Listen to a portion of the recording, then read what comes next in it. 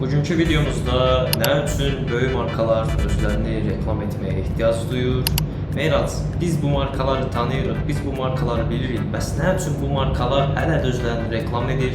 Bugünkü videoda bu mövzu üzərinə işləyəcəyik. Deyəcəklərim məlumatlar %100 doğru olmaya bilər. Hamısı teorilərimdən ibarətdir. Yəni həm doğruluq, həm də haqlılıq payı müəyyən qədər olan teorilər. Yəni rəsmi və doğrulanmış bir şeylər deyil. Sadəcə öz fikirlərimi söyləyəcəm. Çayınızı, kofenizi hazırladıqsa videomuza keçin. İlk öncə nəyi araşdırırıq? Yəni bu məşhur markalardan bəziləri nə üçün özünü reklam edir? İlk maddə olaraq buna tanışlıq hissi deyərdik. Tanışlıq hissi nədir? Məsəl üçün bir markanı elə bir hala gətirirlər ki, sanki günlük həyatımızın bir parçasıdır kimi. Məsələn, Coca-Cola-nı nümunə tutsaq. Bu dəqiqə Coca-Cola-nı əminəm ki, 5 yaşından 90 yaşına kimi hər bir insan tanıyır. Yəni bu videonu izləyirsənsə, Coca-Cola-nı tanımama ehtimalın demək olar ki, yoxdur. Və yaxşı, Meyraz, hamı Coca-Cola-nı tanıyırsa, nə üçün Coca-Cola özünü reklam edir? Əlbəttə ki, bir öyrəşilmişlik hissidir. Məsəl üçün, dükana girəndə soyuq bir içki almaq istəyəndə əlbəttə zövqlər müxtəlifdir. Ancaq çoxunluq nəyə qaçır? Coca-Cola'ya qaçır. Çünki biz hər yerdə isti günlərdə sərinləşdirici içki kimi Coca-Cola-nı görmüşük. Məsələn, mağazalarda, vitrinlərdə də çox zaman Coca-Cola'nın reklamı gedir. Və bu da həqiqətən də onların reklam strategiyalarından biridir. Eynisini TikTok platforması üçün də görə bilərik. Necə deyə bilərsiniz? Məsəl üçün, TikTok'u bu dəqiqə dünyada 5 milyarddan çox insan istifadə edir təqribən. Və TikTok'u tanımayan yoxdur. Məsələn, istifadə etməyən belə TikTok'u tanıyır. Yəni, məsəl üçün, mən çox TikTok istifadə etməsəm də TikTok platformasını tanıyıram. Və YouTube'da bəzən video izləyən zaman qabağımıza TikTok'un reklamları çıxır və belə bir sual yaranır. TikTok böyük bir markadır, nə üçün özünü reklam edir? Bunun cavabı əlbəttə ki, bəsitdir. Yenə dediyim kimi, öyrəşilmişlik hissiyatı yaratmaq üçün. Məsəl üçün, birisi sizə 5 yaşında, 6 yaşında uşaq sosial media proqramı yükləsə ilk hansını yükləyəcək? YouTube varsa əlbəttə ya Instagram, ya TikTok. Yenisi Instagram üçün keçərli. Çünki məsəl üçün, uşaq gedib Kvay indirməz, nə bilim, Bilibili deyə indirməz. Necə deyim, o xaricilərin sosial media, saxta sosial media proqramları deyək. Süni deyək, saxta deməyək də. Süni sosial media proqramları yerinə hamının tanıdığı, hamının bildiyi və hamının istifadə etdiyini göstərər. Və eynilə reklam sektoruna da bu reklamlar daha çox pul qoyur. Məsəl üçün, biri səndən soruşsa ki, ən sevdiyin sosial media platforması hansıdır? Sən istər-istəməz ya TikTok, ya Instagram, ya da YouTube deyəcəksən. Məsələn, YouTube zaten reklam işində işini açıb, çünki YouTube demək olar ki, 20-25 ildə artıq piyasadadır. Yəni, YouTube'un özünü reklam etməyinə demək olar ki, ehtiyac yoxdur. Heç yerdə YouTube reklamı görmürük. Zaten YouTube telefonumuzun bir parçası olub da deyə bilər. İkinci maddədə isə nələr gəlir? Reklam sayəsində məşhur olmuş divlər. Yəni, biz daima bunların reklamını görürük, bir yerdən sonra isə hamı tanımağa başlayır. Bu dəqiqə bizim ölkəmizdə də yayılımda, ona da toxunacaq. Məsələn, Temu'nu götürək. Temu çıxdı təqribən 2024-ün əvvəlləri. Temu yeni çıxanda heç kəs Temu'nu tanımırdı. Məsəl üçün, 2024-də hər hansı bir insana sorsan ki, Temu proqramını, Temu tətbiqini bilirsən, əlbəttə yox cavabını alacaqdır. Bəli, o zamanlar Alibaba falan var idi, yəni satış ticarət proqramlarından. Amma Temu daima reklam etdi.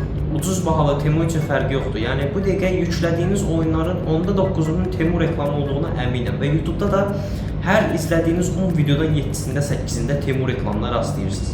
Məsələn, bu gün əminəm ki, bir Temu reklamı görmüsən. Bəlkə də bayaq video girərkən Temu reklamı gördün. Yəni bu nə oldu? Temu artıq reklamla div oldu. Yəni hal-hazırda Temu'nun 1 milyarda yaxın yüklənməsi var. Hədəf kütləsi kimlərdir? Məsəl üçün, ucuz qiymətə bir məhsul, bir ehtiyacın olan bir şey almaq istəyirsənsə, Temu proqramından istifadə edirsən. Belə dediyimdə sponsor kimi anlaşıldı. Məsəl üçün, mən belə bu mikrofonu Temu'dan almışam. Yəni Temu'nu da buradan beləcə tanıyırım. Məsəl üçün, bunlar artıq reklamla məşhur olmuş divlərdən biridir Temu proqramı.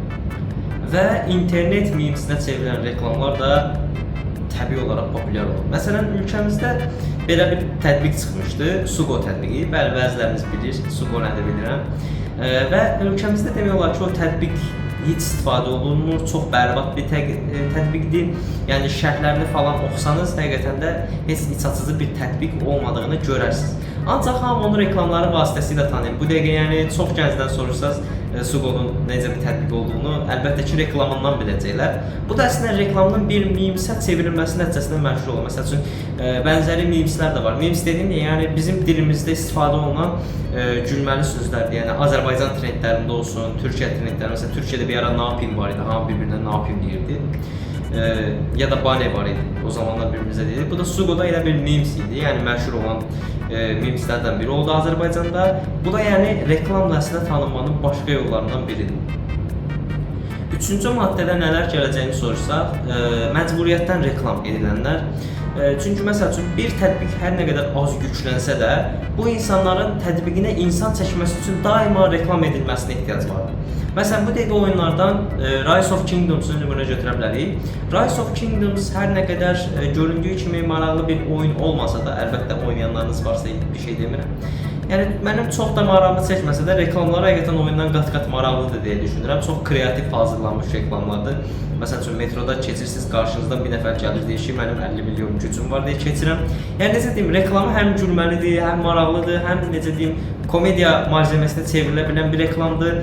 Yəni məsəl üçün oyunu çox yükləyən olmasa da, düzdür 75 milyon, 80 milyon yüklənməsi var, amma digər oyunların nisbətən bu az bir rəqəmdir, xüsusən də reklama tələb olunandan sonra. Yəni mən Rise of Kingdoms'ı demək olar ki 3 ildir tanıyıram, yəni 3 ildir reklam olunan bir oyundur. Və məsəl üçün reklam olaraq çox azdır. Bu oyun reklam sayəsində sadəcə ayaqda qalır. Bir dəfəsində marağa yüklənmişdim, yəni reklam həqiqətən də işə yarayıb, bəzilərini cəlb edir, bəzilərini cəlb etmir. Yəni strateji oyunu deyə biraz sıxıcı gələ bilər. Və eyni də yəni bəzi oyunlarda, məsəl üçün PUBG-nin özü də yəni reklamdan istifadə edir. Yəni reklam demək əslində belə düşünürük ki, markalar məşhur olana kimi reklam edib, ondan sonra reklam etmirlər. Çünki insanlar arasında yayılırlar. Düzdür. Hal-hazırda hər birimiz canlı bir reklam olsaq da, çünki hər kəs öz sevdiyi məhsulu reklam edir. Məsəl üçün nümunə verim sizə, Məsəl üçün bu gün sən Temudan bir məhsul almısan və sabah dostun deyir ki, mən də Temudan mikrofon almaq istəyirəm deyəcək ki, Mehraz Temudan mikrofon almışdı. Qoy ondan soruşum. Bəlkə mən də özümə bir mikrofon alaram deyə düşünəcək. Əslində bizlər də bir canlı reklamlıqda deyə bilər. Yəni böyük marka divlərinin belə zaman-zaman reklama ehtiyacı olur. Belə düşünürəm açığı. Əlbəttə bu danışdıqlarımın hamısı cəfəngiyatdır deməyəcəm. Danışıqların hamısı %100 düzdür deməyəcəm. Çünki teori dediyimiz şey əslində fakt deyil. Sadəcə mənim irəli sürdüyüm nəzəriyyələrdir. Əlbəttə buna inanıb inanmamaq sizə qalıb. Sadəcə mən belə düşünürəm və belə düşünənlərin də olduğuna əminəm, ona görə belə bir video çəkdim. Bu arada yəni kanalda bu tərz videolar da gələcək, belə teori videoları, nə bilim, komplo teoriləri falan, belə maraqlı videolar da gələcək. Videomuz bu qədər idi. Sizin də düşüncələriniz maraqlıdır. Nə üçün bu reklam divləri özlərini daima reklam etməyə ehtiyac duyurlar? Nə üçün daima bir reklam görürük? Məşhur divlərdən Coca-Cola'sı olsun, Fanta'sı olsun, TikTok olsun və ya Temu kimi ticarət proqramlarının nə üçün reklam edildiyi sizlərə də maraqlı gəlirsə şərhlər qismində yaza bilərsiniz. Videonu bəyənib kanala abunə olaraq mənə dəstək ola bilərsiniz. İzlədiyiniz üçün təşəkkür edirəm.